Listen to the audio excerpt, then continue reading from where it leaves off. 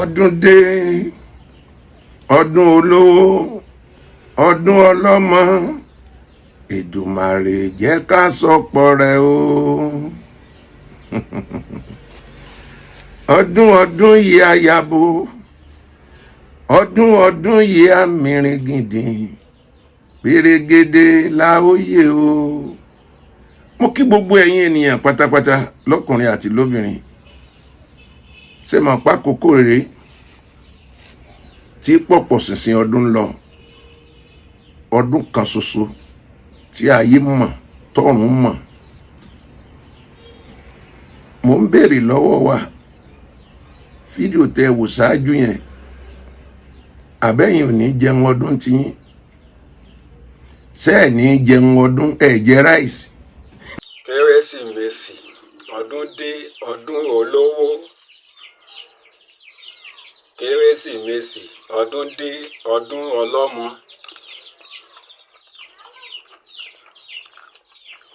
Èdùmàrè dákun jẹ́ ká ṣọpọ̀ rẹ̀ o. Bàbá Ebenezer Obey, God bless you sir. Evergreen song nìyẹn. Àwọn ohun tí ò lè kú lẹ́gbàá àwọn generation tó tún bọ̀ lẹ́yìn wa wọ́n tún máa bá wọ́n tún máa gbé Kérésìmesì ìṣó títí Jésù yóò fi dé.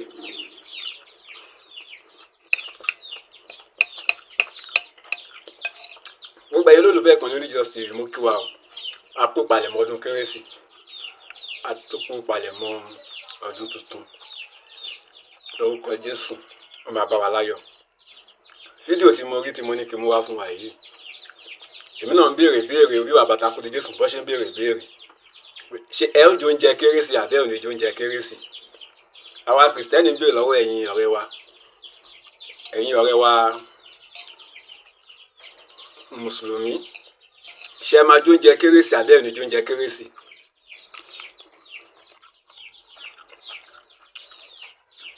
Eléyìí ò tí ì ṣe oúnjẹ Kérésì o. Mo ń ṣe iṣẹ́ kan lórí ilẹ̀ tí Ọlọ́run pèsè fún wa láti máa jọ́sìn lórí ẹ̀. Mo ń ṣe mo ń lẹ́bù ilẹ̀ yẹn, mo ń ṣe àwọn fílìn kọ̀ọ̀kan bẹ̀ yẹn. Mo ní kí n sáré fi lè sínú torí pé okun ló la fi ń gbé títà. So oúnjẹ Kérésì kan lélẹ́yìí o. Oúnjẹ Kérésì ń bọ̀ láìpẹ́. So ẹ̀yin ọ̀rẹ́ wa, ẹ̀yin Mùsùlùmí, ṣé ẹ máa jẹ oúnjẹ Kérésì àbẹ́ ò jẹ? Ṣé ẹ máa jẹ oúnjẹ Kérésì àbẹ́ ò jẹ? Àfáà Àkómadùn, bàbá ọ̀nà òdodo TV. Wọ́n ti ṣe ètò lórí àwọn oúnjẹ Kérésì. Mo rò pé gbogbo ilẹ̀ rí fídíò yẹn lórí Oníjìsọ́s TV lórí ìkànnì yìí. Ọba ẹni tẹ́tí rí fídíò yẹn. Ẹgbọ́n ohun tí bàbá yẹn sọ. Nínú àwọn àfáà mo fẹ́ràn bàbá yẹn. Ọ̀rọ̀ ẹ̀sìn kọ́ lélẹ́yìí. Ọ̀rọ̀ ọmọlúàbí. Kíyàn jó lóòótọ́ kó dẹ̀ ní ìbẹ̀rù Ọlọ́run ní gbogbo nǹkan tó bá ń ṣe. Mo fẹ́ràn bàbá yẹn lọ́pọ̀lọpọ̀. Bàbá ọ̀nà òdodo TV. Àfáà Àkómadùn. Wọ́n ní àwọn ojú oúnjẹ Kérésì ń tà wọ́n o. Wọ́n ní àwọn ojú oúnjẹ Kérésì ń tà wọ́n.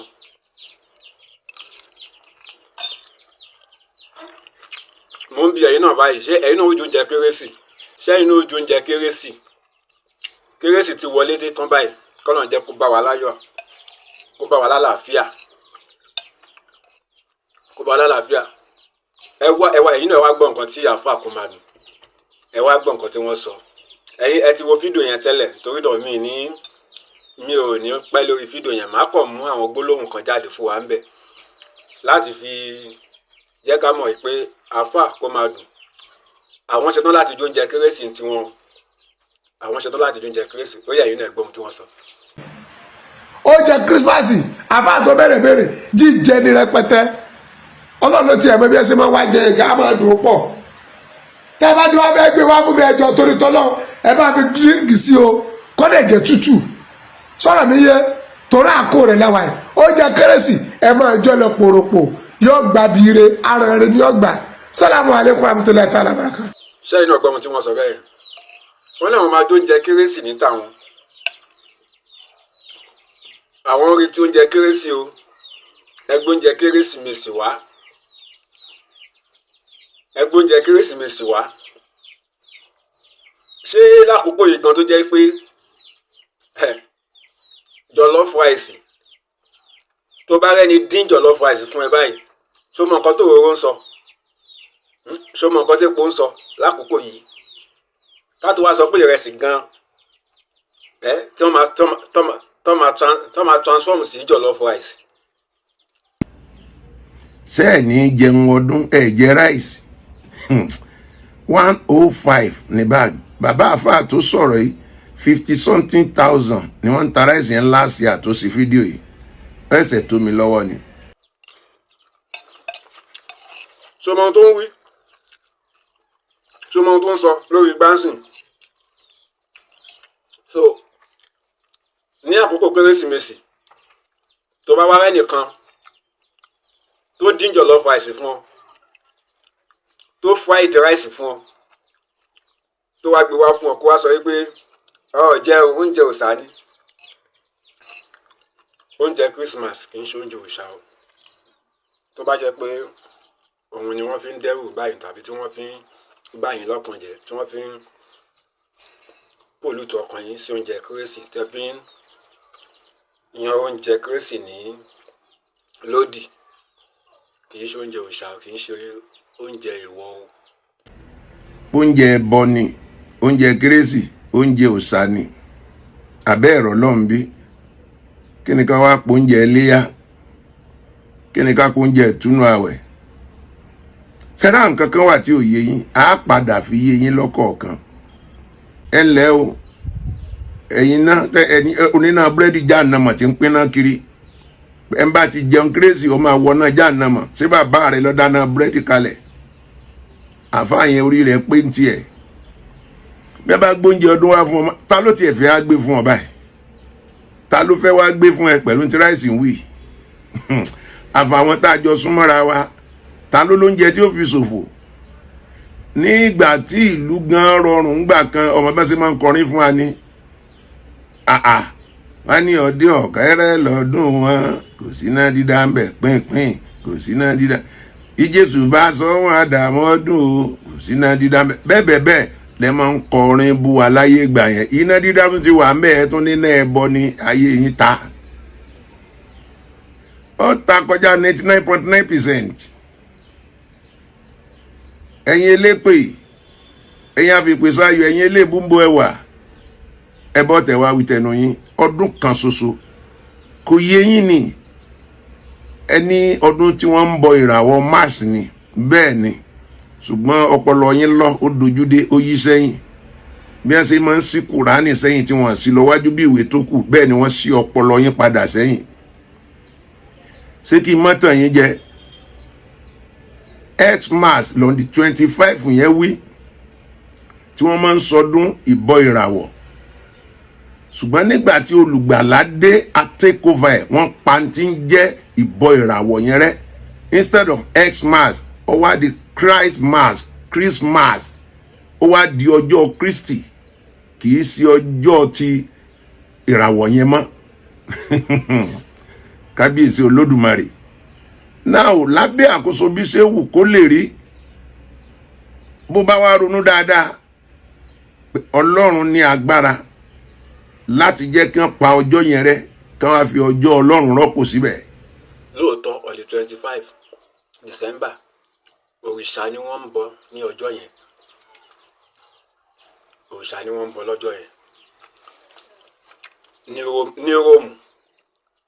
ní Rome òrìṣà ni wọ́n ń bọ àyájọ́ ọdún òrìṣà ní December 25 jẹ́ ṣùgbọ́n àwọn ẹni ìgbàanì tí wọ́n fàyè wọn fún Jésù tí wọ́n gba Jésù tí kú tìyè àwọn ajẹ́rìí kú Jésù tí wọ́n fàyè wọn fún Jésù tí wọ́n gbà tí kú tìyè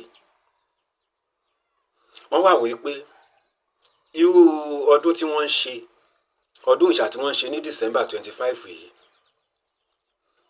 kò yẹ ká máa wò ní ìwọ̀n bẹ́ẹ̀ kó òòṣà máa gbilẹ̀ sí káwọn ọmọ tá a bá ń bí kọ́ máa dé bá òòṣà kọ́ máa gbọ́njú bọ́ òòṣà Jésù Kristi tá a fàyè wá fún tó jẹ́ ọ̀nà ìgbàlà yìí ẹ jẹ́ ká wá bó ṣe máa gbilẹ̀ bó ṣe máa káàkiri gbogbo ayé tí àwọn èèyàn tó bá ń ti ara wa jáde tí wọ́n máa gbọ́njú bá tí wọ́n máa gbọ́njú bá tí wọ́n máa gbọ́njú bá.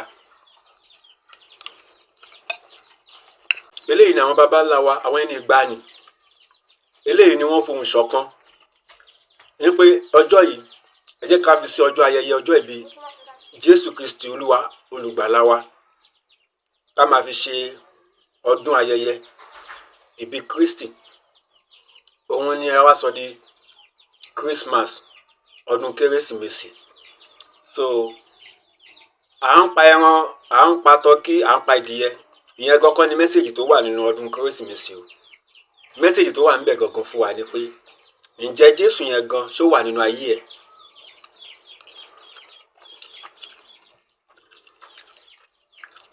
Jésù yẹn ǹjẹ́ o gbà lólúwa àti olùgbàlà ẹ̀? Bíbélì wípé nínú John 3:16 ó ní nítorí pé Ọlọ́run fẹ́ aráyé tó bẹ́ẹ̀ gẹ́, ó fi ọmọ bíbí ẹ̀ kan ṣoṣo fún wa, pẹ́nikẹ́ni tó bá gbàgbọ́ kó má bàa ṣègbé ṣùgbọ́n kó lè ní ìyè àìnípẹ̀kun. Verse 17 sọ wípé ṣùgbọ́n àwọn tí ò gbàgbọ́ àti dá wọn lẹ́jọ́ náà. Tó bá wà nínú àwọn tí Ọlọ́run dá lẹ́jọ́, ìwọ ló fà ó, nítorí pé ò tí ì fàyè ẹ̀ fún Jésù ni o. Tó bá fẹ́ kò ní abẹ́ ìdájọ́ yẹn, fàyè ẹ̀ fún Jésù. Àánú ṣògo lórí tẹ́ ìdájọ́. Sọ Ọlọ́run á ṣíjú àánú wò, á mú ìdájọ́ kò lórí ẹ̀. Á ṣíjú àánú wò ẹ̀, á mú ìdájọ́ kò lórí ẹ̀. Tó bá ti fàyè ẹ̀ fún Jésù, ìwọ náà wà lè ṣe kíni? Wà á lè jogún ìyè àìnípẹ̀kun. Nínú ìwé John chapter 14 yẹn ló ti sọ wípé ẹ má ṣe jẹ́ kí ọkàn yín kó dàrú. Ẹ gbà mí gbọ́, èmi ń lọ láti lọ pèsè àyè sílẹ̀ fún yín, nítorí pé nínú ilé bàbá mi ọ̀pọ̀lọpọ̀ ibùgbé ló wà níbẹ̀. Verse 6 sọ wípé èmi ni ọ̀nà òtítọ́ àti ìyè. So Jésù Kristi ni ọ̀nà òtítọ́ àti ìyè. Nítorí náà ńkọ́, ayẹyẹ ọdún ọjọ́ ìbí Kristi tá a máa ń ṣe ní 25 December kì í ṣe ká pa ẹran, ká dín jollof rice, ká fried rice nìkan, ká pa tọ́kí, ká pa chicken nìkan. Ṣùgbọ́n kókó mẹ́sẹ̀gì yẹn gan ni pé ṣé o ti ní Jésù lólúwa àti olùgbàlà ẹ̀? Torí tí o bá jẹ tọ́kí, tó jẹ ráìsì, tó pa lé, tó pọ̀nà, tó náwó, tó nára, tó wọṣọ tuntun, tí Jésù ò sí nínú ayé ẹ̀, asán ṣì ni o.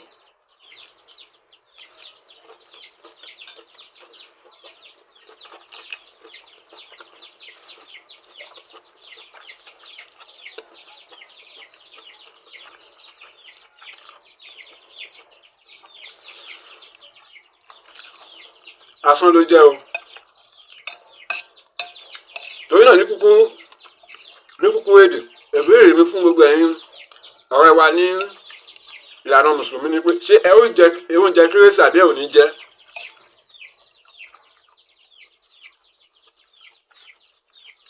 Lẹ́yìn àfáà kó máa dùn tí wọn lòdì sí oúnjẹ kérésì lọ́nà àwọn máa jẹ́ ń tà wọn. Àfáà mi tuntun sọ̀rọ̀ tó sọ yí pé kò sí nǹkan tó burú nínú oúnjẹ Kérésìmesì láti jẹ, nígbà kò sí nǹkan tó burú níbẹ̀ láti jẹ. Ẹ̀yin náà wá sọ ọmọ tí àfáà yẹn sọ. Christmas tẹ wá múra kankan lórí Facebook tẹ jẹ àgbádùn ọdọọdún fìtínà yín ti pọ̀ jù, kí ló dé? Ẹ̀yin kan náà lẹni súfì ọ̀dà, ẹ̀yin lẹni mòlídìí ọ̀dà, ẹ tún bọ́ bí Christmas ẹ tún ní ọ̀dà, kí lọ́kàn yín náà? Ṣé ẹ dá sọ̀rọ̀ sáwọn Kírísítẹ́nì dá sọ̀rọ̀ Ramadana ni? Ṣé ẹ dá sọ̀rọ̀ túnú àwẹ̀ ni? Ṣé ẹ dá sọ̀rọ̀ léya ni? Èwo ló dé mi ní husnu Ìsìlámù lè mọ́rí ì tàrkù mọ́láyà ni ì.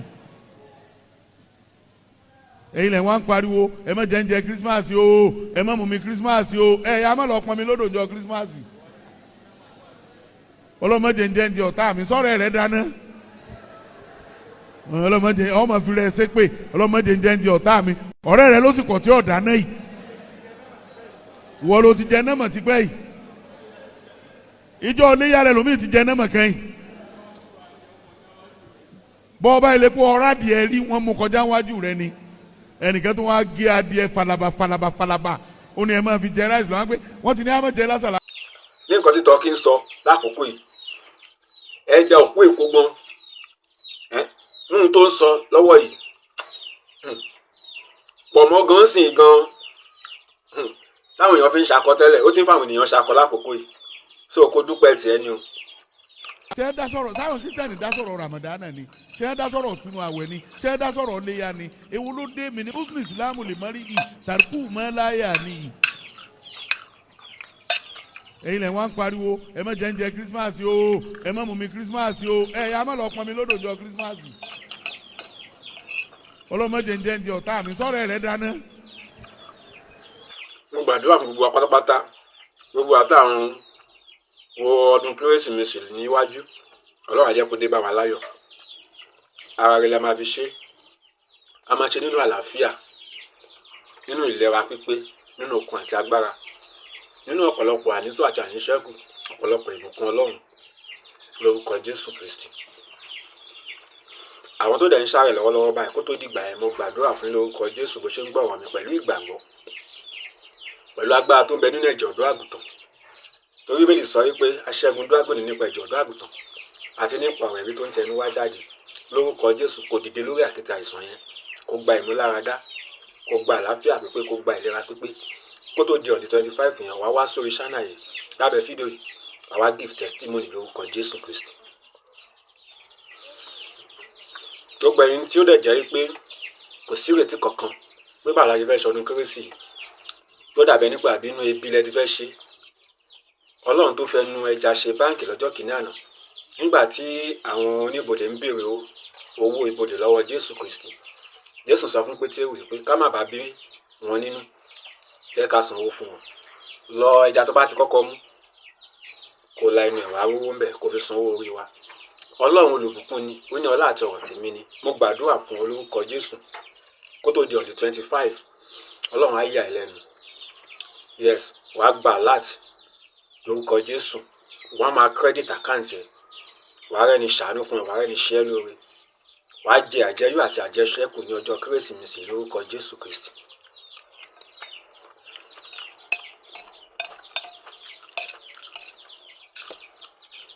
mi ò mọ nǹkan tó ìwọ ń fi ọkàn ẹ béèrè lọ́wọ́ Ọlọ́run bóyá òun retí nǹkan kan lọ́wọ́ Ọlọ́run nǹkan kan tàbí òmíì ló ń béèrè lọ́wọ́ Ọlọ́run tó lè bẹ́ẹ̀ dàlàyé kan sọ kó tó di ọ̀dí 25 torí nígbà tá a bí Jésù Kristi tán bàbá kan wà tá a sọ ìtàn ẹ̀ nínú ìwé Lúùkù bàbá yẹn Símónì lórúkọ ẹ̀ ó ti darúgbó ó ti dàgbà nígbà tí a bí Jésù tán tá a gbé Jésù Kristi tó wà ní ọmọ ọwọ́ ó gbà lọ́wọ́ ìyá rẹ̀ tí ń ṣe Màríà ó gbọ́ ọmọ ọwọ́ yẹn sọ́wọ́ ó wá wo Jésù onínú mi dùn ayọ̀ mi kún ìgbà yìí ni mo tó ní òmìnira tí àlàáfíà tó mi mo wá lè sùn báyìí nínú Olúwa so àṣẹ yẹn pé a bí olùgbàlà sínú ayé tí bàbá yẹn rí àṣẹ yẹn pé a bí olùgbàlà sílé ayé tí àwọn onímọ̀ ìjìnlẹ̀ mẹ́ta tí wọ́n rí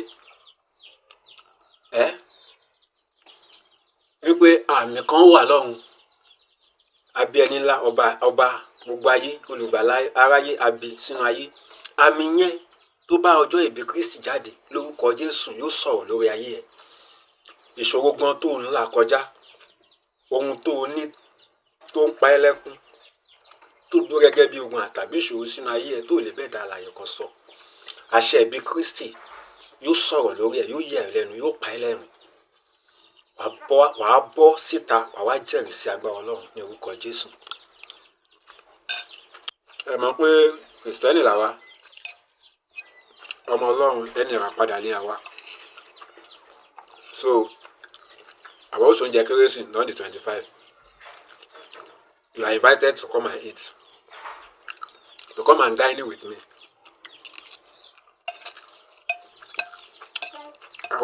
àwọn olọ́ta o nínú Kristi àwọn olọ́ta o gbogbo èèyàn lọ́wọ́ ẹ ti wá nínú Kristi o àlọ́ta o.